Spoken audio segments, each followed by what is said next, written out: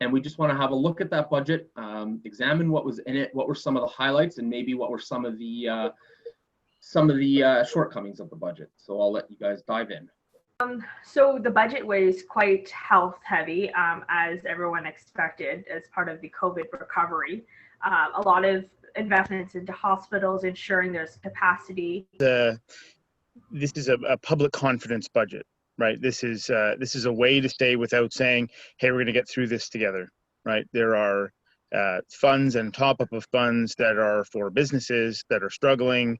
They've tried to pair with the province to get rent control under wraps for folks. They've got agri-food pieces there for the purposes of food security. They're really trying to ramp up as much domestic manufacturing as possible so as to not have any issues should there be border or airport, commercial airport shutdowns again. It's all preparatory work for, should this get worse, should this continue in perpetuity. So this is to deal with COVID and to help us get it through, but this is not a level of this high level spending will not continue.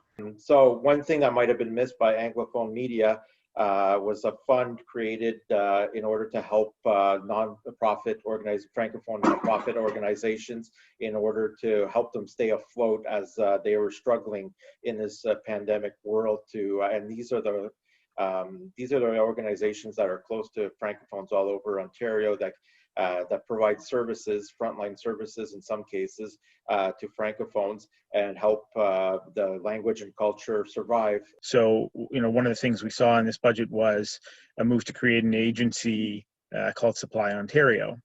For anyone that wants to sell enterprise-wide their solution or their product to the government of Ontario, I mean, there's now going to be a place where you can take and make your case to the province that they should not just procure your product, but procure it across all ministries, right? Whether it's a chair or it's a very complex digital solution, this may very well be a nice landing spot to be able to articulate what value you bring to citizens of Ontario by talking to the government.